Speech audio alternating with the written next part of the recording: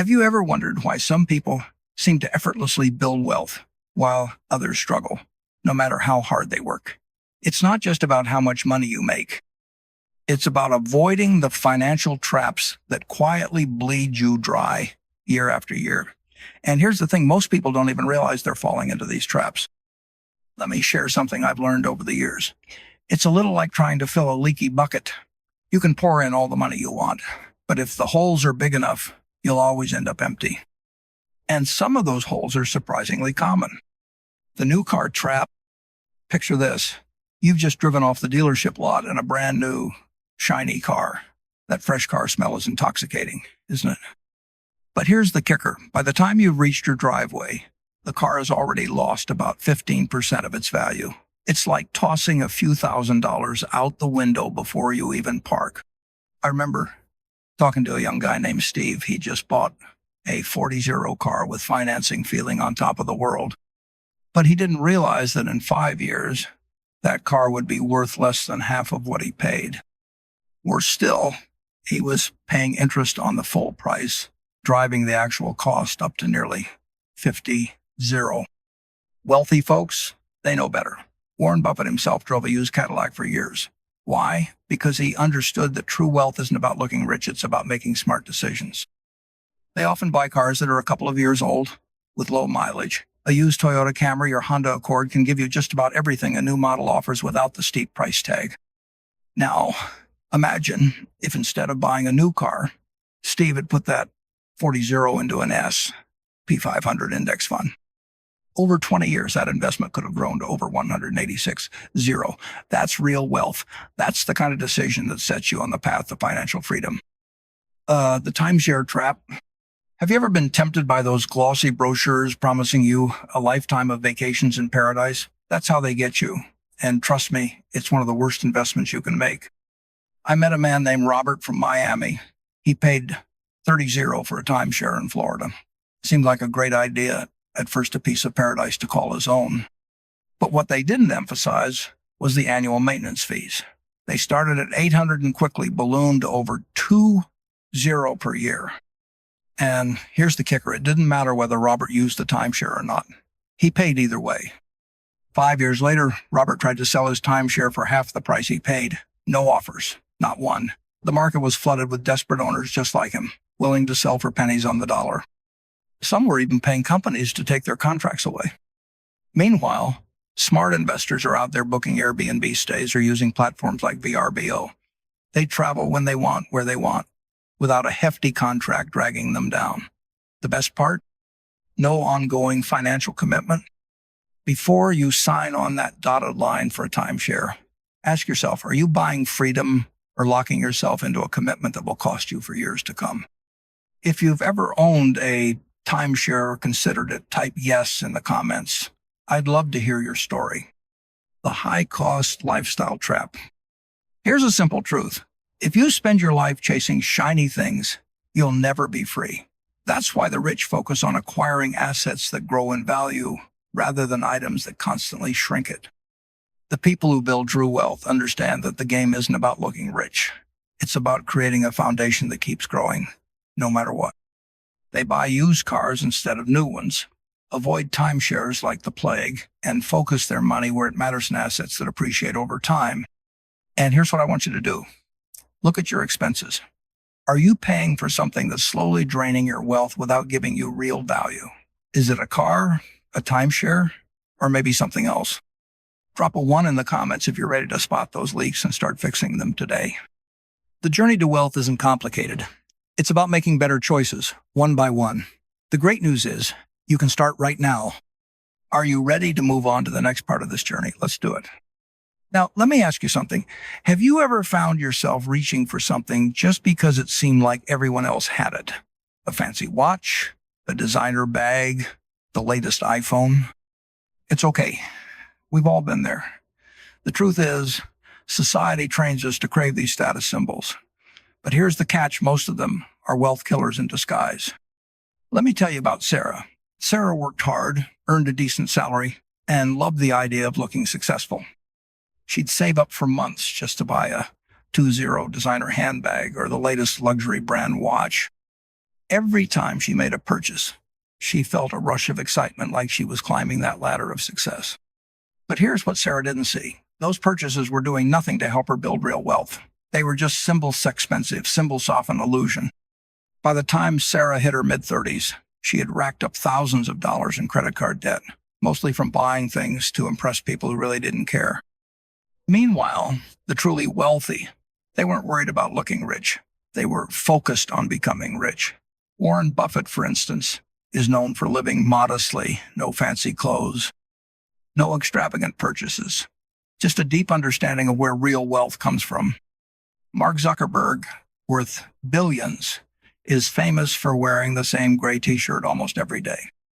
Not because he can't afford a wardrobe full of luxury items, but because he understands that true success isn't about what you wear, it's about what you build. Here's a little secret.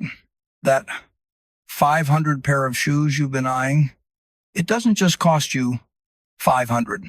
It costs you the future value of that money if you had invested it instead. Imagine Sarah putting that 2 0 she spent on a handbag into a simple index fund. Over 20 years, that money could grow into 20 0. That's the real price of splurging on luxuries before you're truly wealthy. It's not that you should never buy something beautiful or high quality. We all deserve to enjoy life, but timing matters. The wealthy focus on building their financial foundation before indulging in luxuries. And here's a simple rule to remember. If a luxury item costs more than 1% of your total net worth, you're probably buying it too soon. The smartest investors out there, they found ways to enjoy luxury without sacrificing their financial future. Platforms like The RealReal or Vestiaire Collective offer authentic designer items for a fraction of the original price. Some even use subscription models like Rent the Runway, where you can wear beautiful clothes without the heavy financial commitment. Now, here's a little test. Think about your own spending habits. Have you been focusing on looking wealthy instead of becoming wealthy? Type yes in the comments if you've ever felt the pressure to keep up with the crowd. But here's the good news. It's not about giving up everything you enjoy. It's about shifting your mindset. Instead of spending first and investing later, you flip the script. Build your wealth first. Then, once your investments are working for you, enjoy the luxuries without guilt or financial stress. And speaking of stress, let's talk about one of the most heartbreaking financial traps out there. It's a habit that offers the illusion of hope but delivers nothing but disappointment. I'm talking about gambling in the lottery. Just think about it. Every week, millions of people line up to buy lottery tickets, dreaming of that 1 in a million win. But here's the uncomfortable truth. The odds of winning the Powerball? About 1 in 292 million. You're more likely to be struck by lightning, attacked by a shark, or even win an Olympic gold medal than hit that jackpot. I met a woman named Lisa from Ohio. She was a single mother working 2 jobs and struggling to make ends meet. The lottery felt like her only shot at financial freedom. Over 12 years, Lisa spent over $15,000 on tickets, and her biggest win, $50. But here's the real kicker. If Lisa had put that money into a low-cost index fund instead, she would have had over $50,000 after 30 years. That's the difference between hoping for luck and creating your own luck. Now, I'm not here to tell you to give up fun altogether. We all enjoy a little excitement every now and then. But if you feel the itch to gamble, here's a better approach. Create a small play fund. No more than 1 to 2% of your disposable income. That way, you satisfy the craving for excitement without wrecking your financial future. But the truly wealthy, they play a different game. They don't waste money on lottery tickets or high-risk gambling. Instead, they make calculated bets on businesses, real estate, and the stock market. They build wealth steadily, consistently, over years. And the best part, anyone can start playing that game. You don't need to be born rich or have some special talent. You just need to make better choices, one decision at a time. So, here's what I want you to do. Take a look at your habits. Are you spending money on things that only give you the illusion of wealth? Are you gambling away your future for a shot at instant riches? Drop a yes if you've ever felt stuck in that cycle.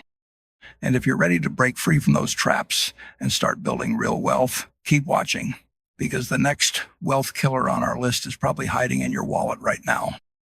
It's one of the most common financial mistakes in America, and it keeps millions of people trapped in a cycle of debt. Are you ready to break that cycle? Let's do it. Let me ask you something.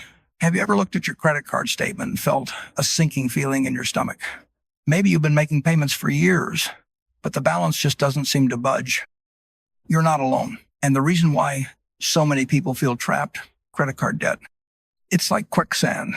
The harder you struggle to get out, the deeper you seem to sink. And here's why. Credit cards are designed to make you feel comfortable spending money you don't have. They make it so easy, don't they? Little swipe here, a tap there. Before you know it, those small purchases have piled up into something overwhelming. I remember talking to Dave from Boston.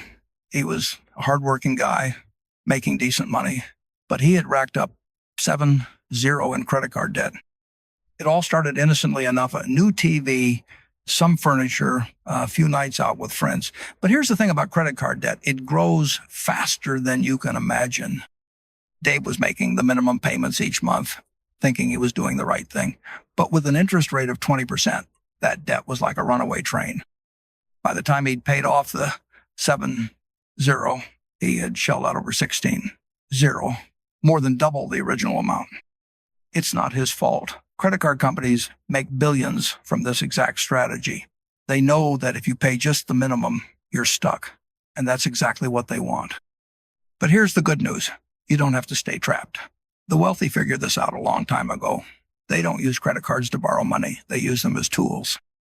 Tools that earn them rewards, cash back, air miles. And here's the key. They pay the balance in full every single month.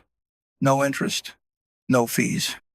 Take a lesson from how the financially savvy use credit cards. If you can't pay off the full balance each month, you're playing a losing game. But if you can, suddenly, those credit cards become powerful allies. You're using the bank's money for free and getting rewards for doing so. Here's a challenge for you. Take a look at your credit card statements right now. How much of that balance is from things you needed versus things you just wanted in the moment? Type yes in the comments if you're ready to take control of that debt starting today. Now, if you find yourself already deep in debt, don't worry. There's a way out. It's called the avalanche method, and it's powerful. You start by listing all your debts and focusing on the one with the highest interest rate first. While making minimum payments on the others, you throw every extra dollar you can toward that highest rate debt. Once it's paid off, you move on to the next one. And here's why it works so well. By eliminating the debt with the highest interest rate first, you're stopping the bleeding as quickly as possible. It's like plugging the biggest leak in your financial bucket before dealing with the smaller ones. I've seen people transform their financial lives just by using this strategy. Dave, the same guy who was stuck paying 16-0 for a 7-0 debt, decided to turn things around.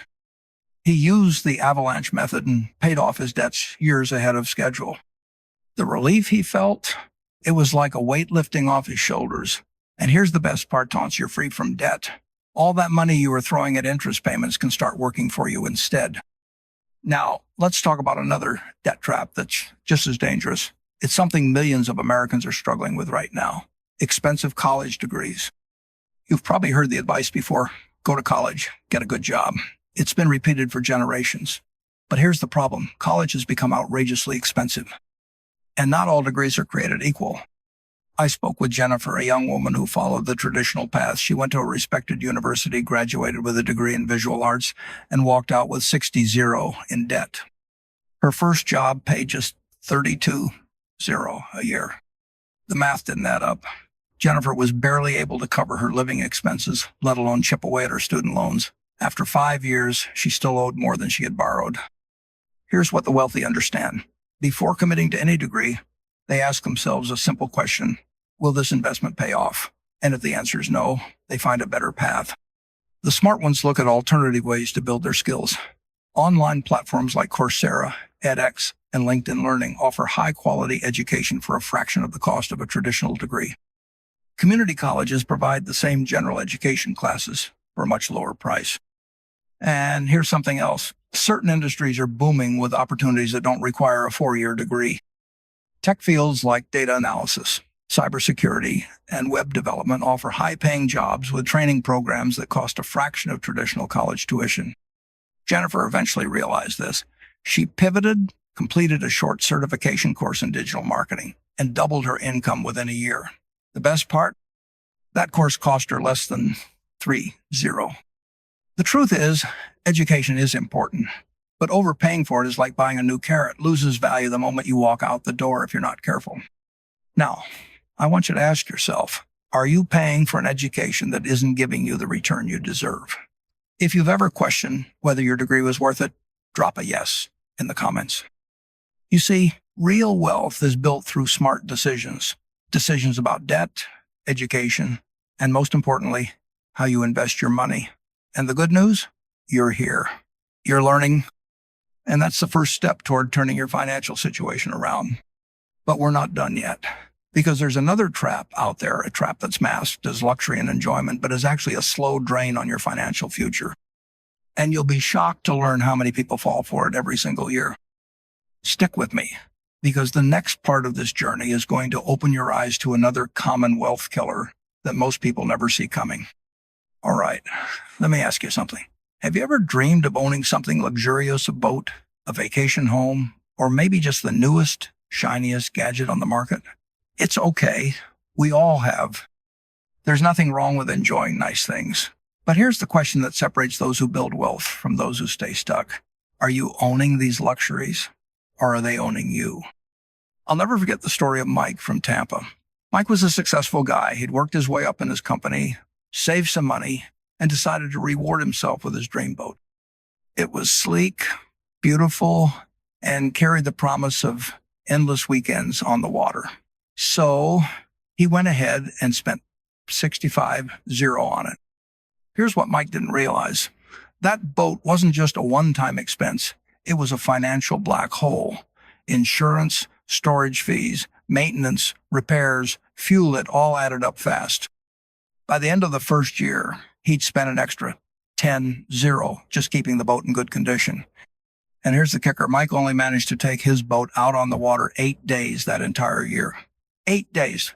That's almost $2,000 per outing. Mike tried to justify the cost to himself. After all, he had wanted that boat for years. But deep down, he knew the truth. It was a liability, not an asset. And like so many others, he had fallen into the luxury trap. The thing about luxury items is that they often look like signs of success. Boats, vacation homes, fancy gadgets, they feel like rewards for hard work. But more often than not, they end up being anchors dragging down your financial future. Here's what the truly wealthy understand. They don't waste money buying luxuries they won't actually use. They rent them when they need them. Instead of buying a $50,000 boat, they rent one for $500 a day on the rare occasion they actually want to use it. There are platforms out there like Get My Boat, Boat Setter, or Freedom Boat Club designed specifically to make luxury experiences affordable. And the best part? No maintenance costs, no storage fees, and no stress. Just the experience you want when you want it. The same goes for vacation homes. Instead of locking yourself into a mortgage and dealing with upkeep, consider booking through Airbnb or VRBO. You get to enjoy beautiful destinations without the ongoing financial commitment. But luxury items aren't the only trap disguised as success. Sometimes the things that drain your wealth are the ones you carry around every single day. Let's talk about gadgets. Smartphones, laptops, tablets tech companies have perfected the art of making us feel like we always need the newest model. And the truth? Most of the time, those upgrades are so minor you wouldn't even notice the difference. Robert from Denver was a classic example. Over the past decade, he had upgraded his iPhone every single year. Sometimes it was for the camera, other times it was for a faster processor. But the end result was the same. He had spent over $14,000 on phones. Now, if Robert had invested that same money instead, he'd be sitting on over $20,000 today. And for what? A slightly better selfie camera? A marginally quicker app load time? It wasn't worth it. We live in a world where marketing is designed to make us feel like our current devices aren't good enough. But the reality is, they work just fine. Warren Buffett used the same flip phone for years while building a billion-dollar empire. He understood that true wealth isn't about having the latest gadgets. It's about using what you have until you truly need an upgrade. Here's a simple rule to follow. If your device still works well, keep using it. And if you do need to upgrade, Consider buying last year's model at a discount or even looking for refurbished options. It's the same quality, but at a fraction of the price. Now, I know what you're probably thinking, but if I can afford it, why not enjoy the best? And you're right, life is meant to be enjoyed. But here's the thing. The truly wealthy enjoy luxuries after they've built a solid financial foundation. They make sure their money's working for them before spending it on things that don't produce value. It's about timing and balance. It's about putting your money to work so it grows over time. Then, when you've built that wealth, you can enjoy those luxuries without stress or guilt. Let me give you one last example. Jennifer and Michael from Boston wanted to celebrate their wedding in style. They had dreams of a grand ceremony with all the bells and whistles. But instead of spending the average $30,000 most couples shell out for a single day, they decided to do something different. They kept their ceremony small, intimate, and meaningful. Their total cost, just $50,000. The rest of their savings, they used it as a down payment on their first home. That decision alone grew their wealth far beyond what a lavish wedding ever could. Here's the takeaway. It's not about depriving yourself of joy. It's about making choices that bring lasting happiness, not fleeting satisfaction.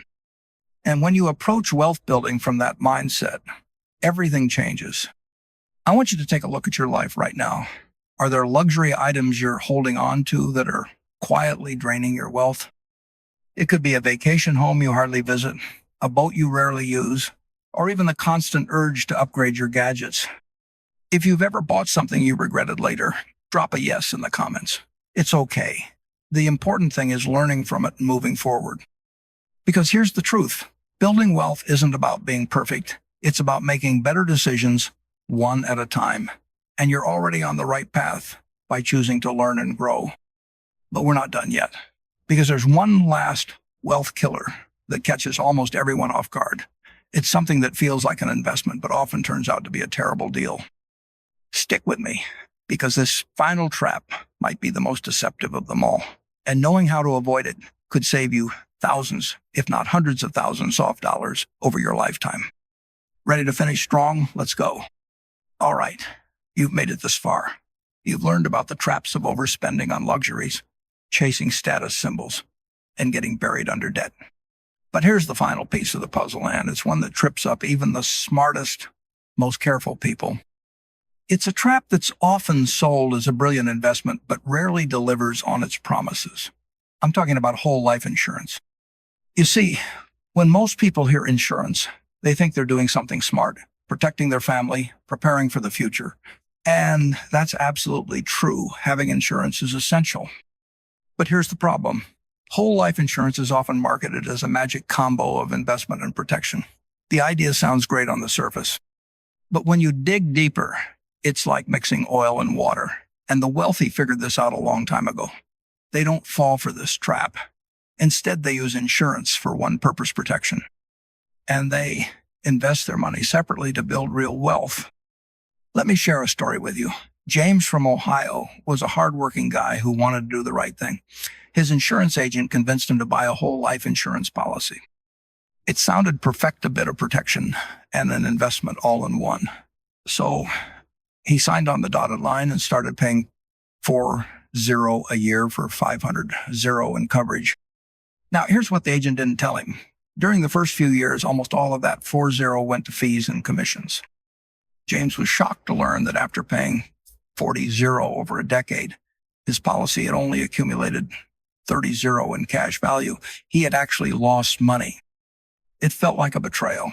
And the worst part, the insurance agent had walked away with thousands of dollars in commissions right off the top. The rich have a simple solution. They buy term life insurance instead. It's cheaper, straightforward, and designed to protect them during the years they need it most, when they have kids, a mortgage, or other major responsibilities. The difference in cost between term and whole life insurance is staggering. While James was paying $40 a year for whole life coverage, he could have paid just $400 a year for the same amount of coverage with term insurance. That's a savings of $600 a year. And here's the kicker. Instead of putting that $600 into a whole life policy, wealthy investors put it into real investments index funds, real estate, businesses. things that actually grow their money instead of draining it. Imagine if James had invested that 3,600 each year for 20 years.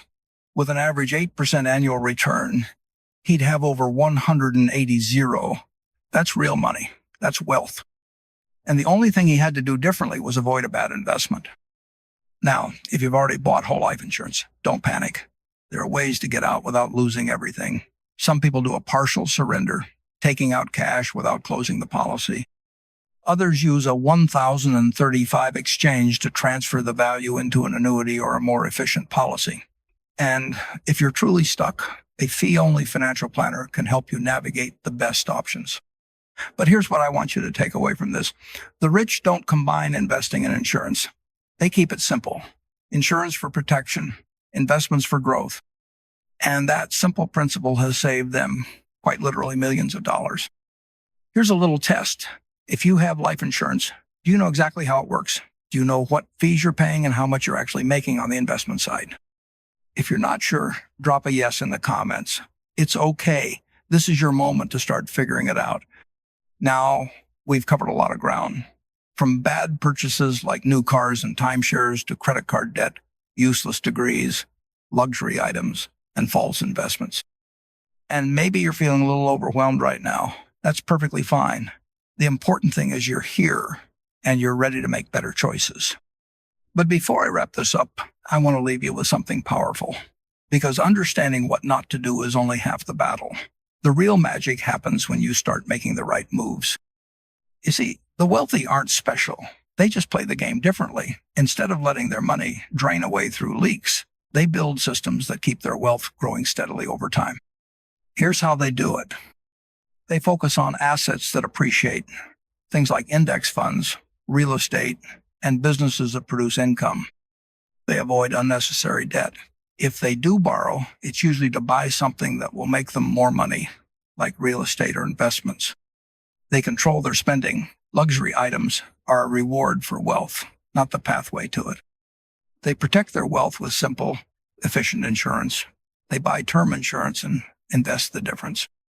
They invest consistently. Every month, every year. They don't chase quick wins or gamble their money away. They let the power of compound interest do the work. It's not about being perfect. It's about building better habits, one decision at a time. And guess what? You're already on your way. By choosing to learn and grow, you're setting yourself up for a better future. Now, I want you to do something simple. Pick just one wealth killer from this series that you're ready to tackle. Maybe it's paying off your credit card debt. Maybe it's cutting back on luxury spending. Maybe it's finally getting out of a bad insurance policy. Whatever it is, drop a yes in the comments if you're ready to make that change. Because here's the truth. The journey to wealth doesn't start with making more money. It starts with stopping the leaks. And you have the power to do that right now. So, are you ready to take the first step toward building real wealth? Let's do it.